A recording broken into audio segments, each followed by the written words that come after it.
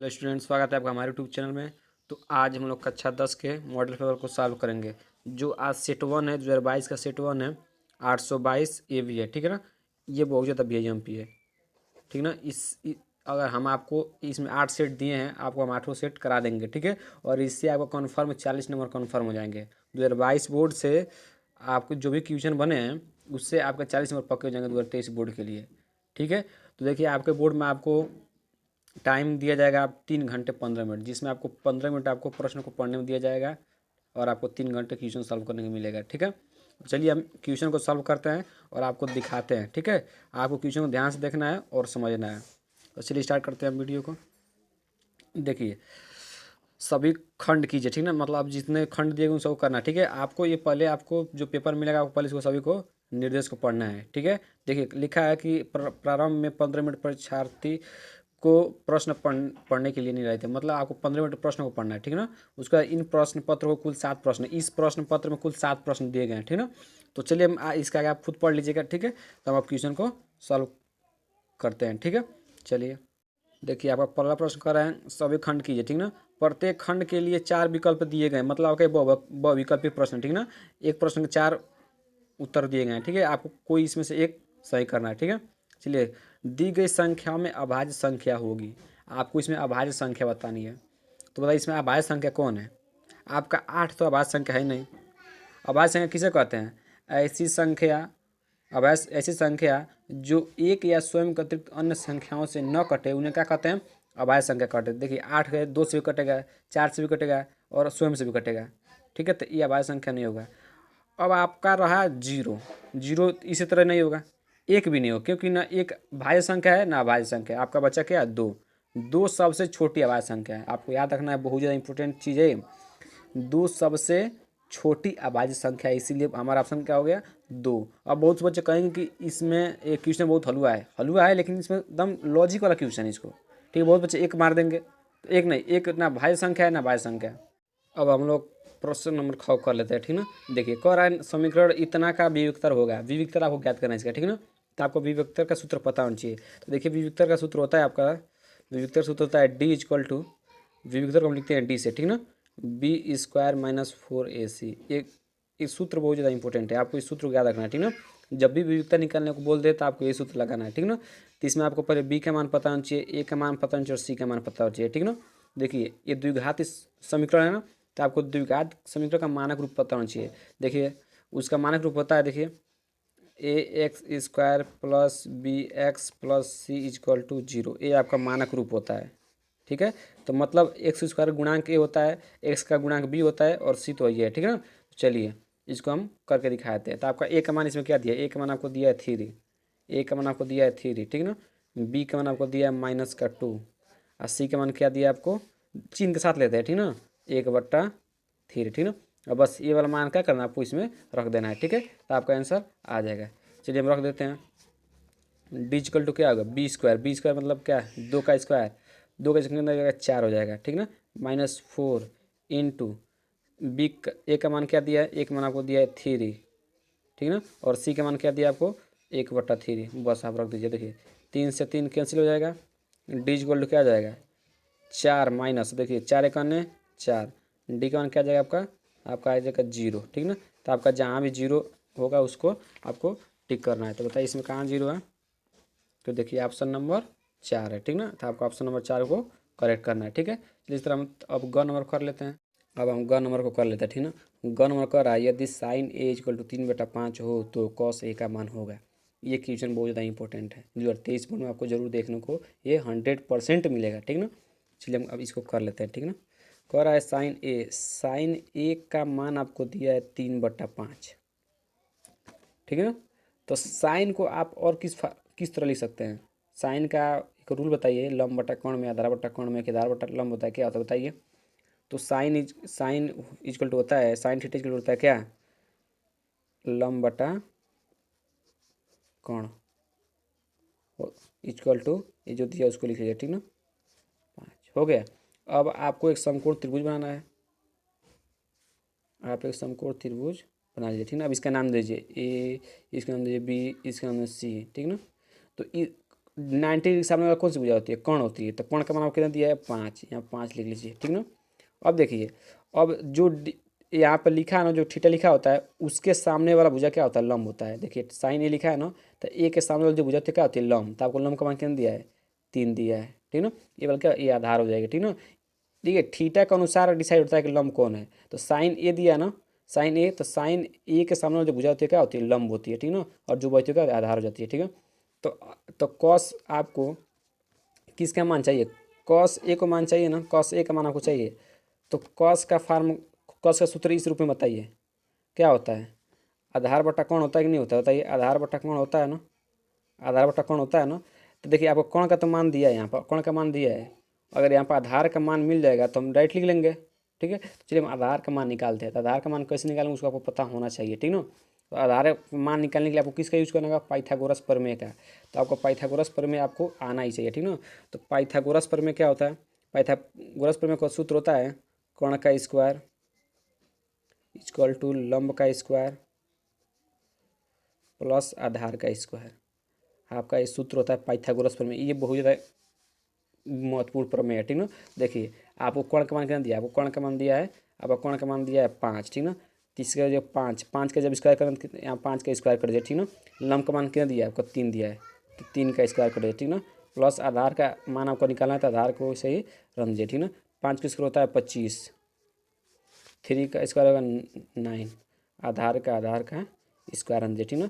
इधर आए किस में हो जाएगा? 25 माइनस 9, 25 माइनस 9 हो जाएगा इधर इक्वल टू आधार का स्क्वायर, ठीक है। घटाएंगे तब कितना आएगा? 16, आधार का स्क्वायर ही रख दीजिए, ठीक ना। अब देखिए जब इधर स्क्वायर रहता है तो इधर रूट बन जाता है, ठीक ना। तो अंडर रूट 16 हो जाएगा आधार, ठीक ना। अब देखिए अंडर रूट 16 का मान कितना होता है? 4 होता है, ठीक ना। तो आधार का मान आपका कितना आ गया? आधार का मान आपका आ गया कितना? 4, ठीक ना। तो यहाँ पर क्या रख दीजिए? 4 रख दीजिए, ठीक ना। अब देखिए कॉस अभी बताएं, कॉस थीटा, कॉस ए का मान आपको निकालना है ना। कॉस ए का मान आपको मान चाहिए ना। तो कॉस ए का जब आपको मान चाहिए, ठीक है, देखिएगा कॉस ए का आपको मान चाहिए तो कॉस का होता है आधार बटा कौन होता है ना, आधार बटा कौन, ठीक ना। तो आपका आधार का मान कितना दिया है? 4, कोण का मान कितना दिया है? 5। बस आपका ये आंसर हो गया है, ठीक ना। चलिए इस तरह हम अगले प्रश्न कर लेते हैं। देखिए घनवक्र है, दो समरूप त्रिभुज के क्षेत्रफल 4:9 है, तो त्रिभुजों का अनुपात होगा, मतलब आपको त्रिभुज का अनुपात ज्ञात करना है, ठीक ना। इनकी भुजाओं का अनुपात ज्ञात करना है, ठीक है। तो चलिए पहले आपको 2 त्रिभुज हम बना के दिखाते हैं, ठीक ना। ये देखिए एक त्रिभुज ये हो गया, एक त्रिभुज ये हो गया, समझ जाइए। इसका नाम दीजिए ABC, इसका नाम PQR, ठीक ना। देखिए जब 2 त्रिभुज समरूप होते हैं तो इनका एक सूत्र होता है, जब 2 त्रिभुज समरूप होते हैं तो इन दोनों त्रिभुजों का जो क्षेत्रफल का अनुपात होता है इनकी संगत भुजाओं के अनुपात के वर्ग के बराबर होते हैं, ठीक ना। आप इसको लिख लीजिए, ठीक ना। इसका क्षेत्रफल और इसका क्षेत्रफल का अनुपात पर लिखिए, तो एरिया ऑफ त्रिभुज ABC, ठीक है।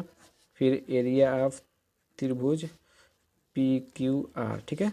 ये बराबर किसके होते हैं? इनके संगत भुजाओं के, ठीक ना। तो संगत भुजाओं को लिख लीजिए, AB बटा PQ का स्क्वायर बराबर AC बटा PR का स्क्वायर बटा BC बटा QR के स्क्वायर का, ठीक है ना।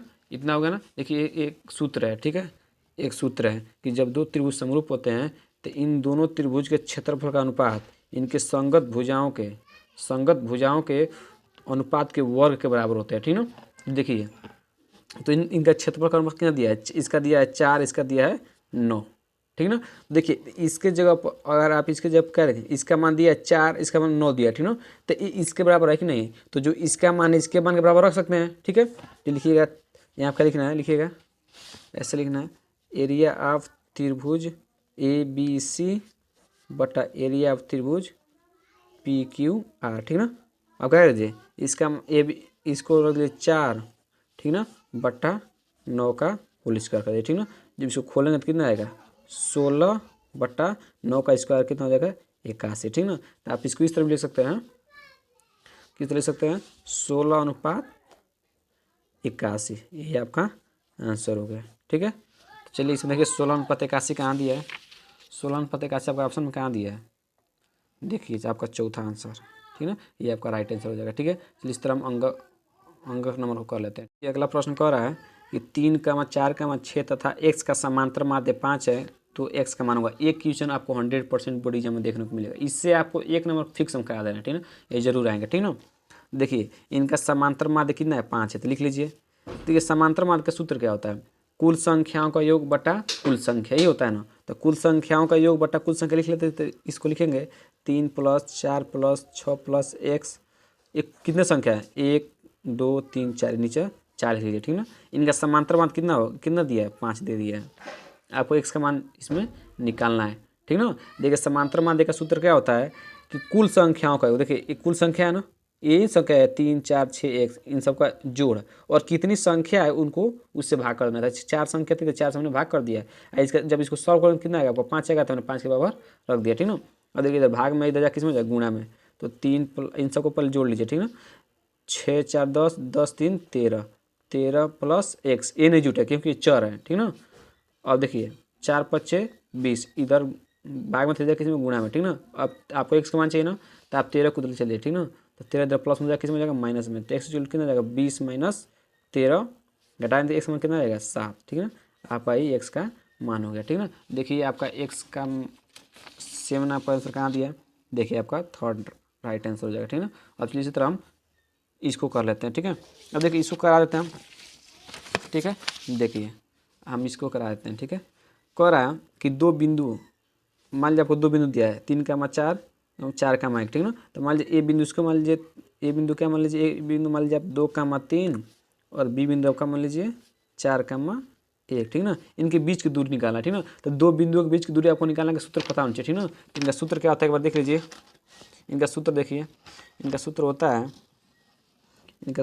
है, दो बिंदु के बीच की दूरी का सूत्र होता है, ए बी = होता है, ये देखिएगा, x2 - x1 का स्क्वायर प्लस y2 - y1 का होल स्क्वायर। ठीक ना, ये आपका सूत्र होता है। ठीक ना, तो आप इसको x1 मान लीजिए, इसको आप y1 मान लीजिए, आप इसको x2 मान लीजिए, आप इसको y2 मान लीजिए। ठीक ना, बस आप यहीं मान रख दीजिए। ठीक ना, तो ए बी = रखिए।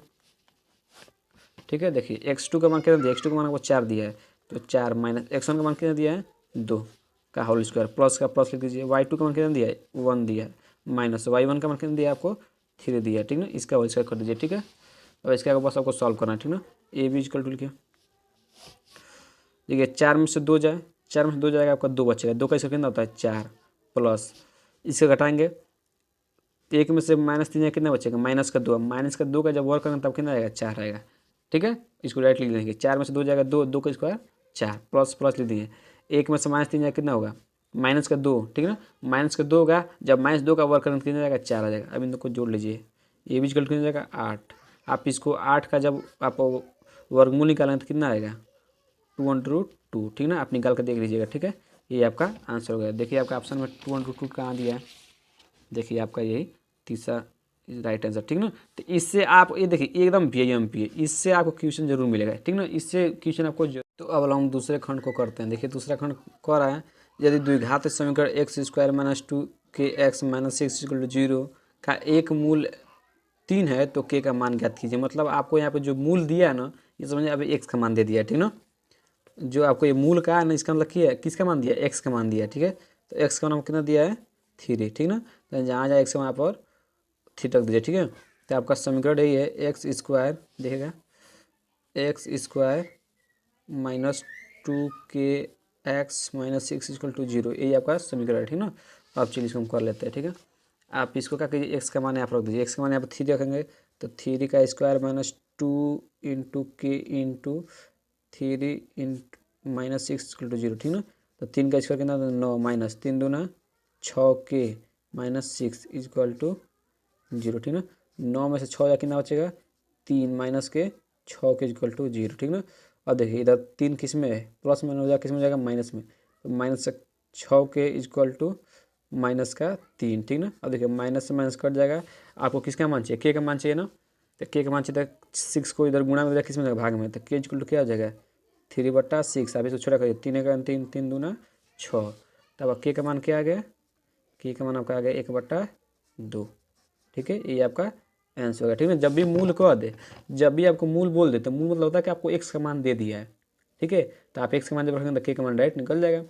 चलिए हम अब अगला प्रश्न करते हैं। अगला प्रश्न एक और अगला प्रश्न कर आपका कि 2 tan 30 डिग्री बटा 1 + tan स्क्वायर 30 डिग्री, ठीक ना। तो आपको इसको क्या करना, मान ज्ञात करना है। बहुत ज़्यादा आसान है, बस आप tan 30 का मान आप रख दिए, यहाँ पर भी tan 30 का मान रखा, होल स्क्वायर कर दीजिए, सॉल्व कर लीजिए, आंसर आपका आ जाएगा। ठीक है, चलिए हम करके दिखाते हैं। ठीक है, देखिए 2 × ठीक ना, tan 30 का मान कितना होता है, tan 30 का मतलब 1/√3 बट्टा लगा दीजिए, ठीक ना, बट्टा लगा दीजिए, ठीक ना।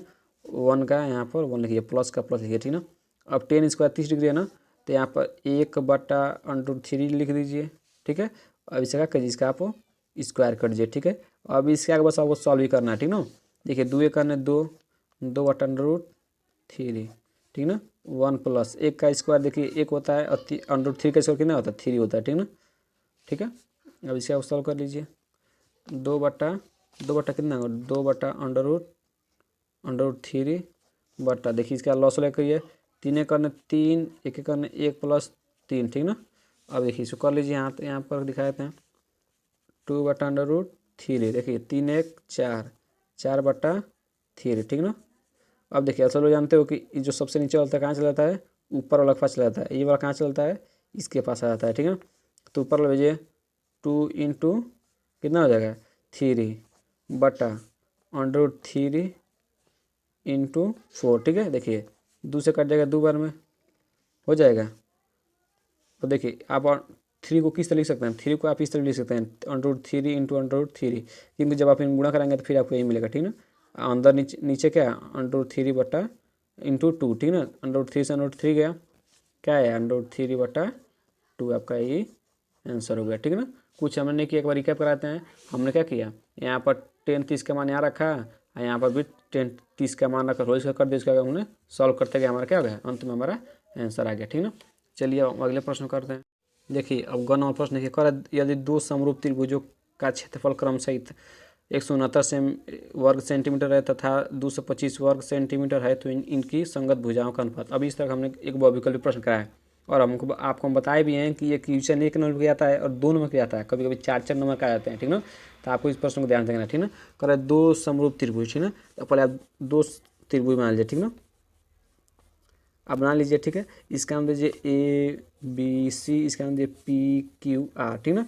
तो हमने आपको एक सूत्र बताया था उसी टाइम कि यदि 2 त्रिभुज समरूप होते हैं तो इनके क्षेत्रफल का अनुपात, जो इनका क्षेत्रफल का अनुपात होता है, इनकी संगत भुजाओं के अनुपात के वर्ग के बराबर होता है। ठीक ना, तो चलिए इसको हम लिख लेते हैं। ठीक है, अब देखिए इनका क्षेत्रफल कितना दे दिया है 169, तो मान लीजिए इसका लिख लेते हैं 169 दे दिया है, और इसका 225 दे दिया है। ठीक ना, अब चलिए हम लिख देते हैं, इनका क्षेत्रफल लिख लेते हैं, एरिया ऑफ त्रिभुज ABC बटा एरिया ऑफ त्रिभुज PQR, ठीक ना। अब 2 त्रिभुज समरूप होते हैं तो इनके क्या होते हैं, इनके क्षेत्रफल का अनुपात किसके बराबर होते हैं, इनकी संगत भुजाओं के। इनकी संगत भुजा AB बटा क्या होगा आपका PQ का होल स्क्वायर इक्वल टू कितना होगा AC बटा PR का होल स्क्वायर इक्वल टू क्या होगा BC बटा QR का होल स्क्वायर। ठीक ना, हो गया, इतना हो गया ना। अब चलिए आपको देखिए इस त्रिभुज का क्षेत्रफल कितना दिया 169, तो यहाँ पे लिख दीजिए 169। इस त्रिभुज का क्षेत्रफल कितना दिया 225, यहाँ पे लिख दीजिए आप 225 इक्वल टू, आप इसमें से किसी का भी अनुपात निकाल लीजिए, क्योंकि सब बराबर में, तो हम इसका अनुपात निकालते हैं AB बटा PQ का होल स्क्वायर। ठीक ना, अब देखिए जब इधर से स्क्वायर इधर आएगा तो ये √ में हो जाएगा। ठीक ना, ठीक है, तो यहाँ पे 169 बटा 225 √ AB बटा PQ, ठीक है, इतना होगा ना। अब चलिए अब 169 का वर्गमूल कितना होता है 13, ठीक ना, और 225 कितना होता है 15, कितना होता है 15, AB इक्वल टू कितना आ गया PQ। ठीक है, चलिए ये आपका आंसर हो गया। AB का मान AB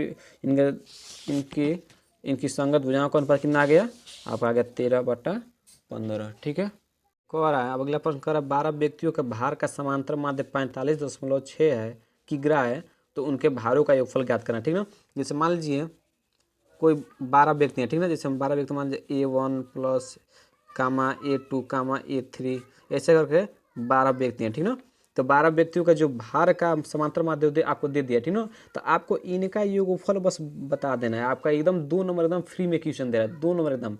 आपको समांतर माध्य का सूत्र अभी हम बता दिए हैं। समांतर माध्य का सूत्र होता है कि टोटल संख्याओं का योग बटा कुल संख्या, बस यही होता है। तो देखिए, तो इन सब का योग कर दीजिए, A1 plus A2 plus A3 plus ऐसे से कहाँ तक जाएंगे, A12 तक जाएंगे, ठीक ना। बटा कितने संख्या हैं टोटल, टोटल संख्या कितने 12 है ना, तो 12 सब लिख दीजिए। इससे क्या आ जाएगा, समांतर में आ जाएगा ना, तो आपको समांतर में ऑलरेडी दे दिया है 45.6, ठीक है। अब देखिए आपको इसी का योगफल ज्ञात करना है, ठीक है। तो आप इधर भाग मिल जाए, किस में गुणा में, बस आपका आंसर आ गया। तो आप लिख लीजिए A1 plus A2 plus A3 plus ये कहाँ तक जाएगा, A12 तक जाएगा, कहाँ तक जाएगा, A12 तक, ठीक है ना। अब 45.6 इंटू क्या आएगा 12, ठीक है। इधर देखिए, इधर किस में था, इधर भाग में था, किस में गुणा होगा, ठीक ना। अब आप इसे जब गुणा कराएंगे, तो आप इसे गुणा करेंगे तो बताइए कितना आएगा, कितना आएगा। अभी जब इसका गुणा करेंगे तो आपका आएगा 547.2, आप गुणा करके देख लिया, ठीक ना। ये आपका क्या होगा, ये आपका आंसर हो गया, ठीक है। ये कुछ नहीं करना है, कह रहा है कि 12 व्यक्तियों का भार का समांतर माध्य 45.6 किलोग्राम है, तो उनके भारों का योगफल ज्ञात करना, मतलब आपको बस यही भार का योगफल ज्ञात करना है, ठीक ना। तो हमने A1 A2 A3 इससे 12 व्यक्ति मान लिया अपने मन से, ठीक ना। अब इन्हीं के योगफल ज्ञात करना है। तो आपको समांतर माध्य का सूत्र पता है कि टोटल संख्याओं का, टोटल व्यक्तियों का योग बट्टा कुल व्यक्ति कितने थे, 12 थे ना, हमने 12 से भाग कर दिया, ठीक ना। इधर भाग में था, किस में जाकर गुणा में गया, ठीक ना। उसको सॉल्व किया हमने, 12 व्यक्तियों का क्या आ गया, भार का योगफल पता हो गया, ठीक है। देखिए इन सबको जोड़ने पर भी इतना आया है ना, तो वही योगफल पूछ रहा था, ठीक है। तो चलिए हम अब तीसरा जो भी खंड है, ये तीसरा खंड हम इसको अगले वीडियो में करेंगे।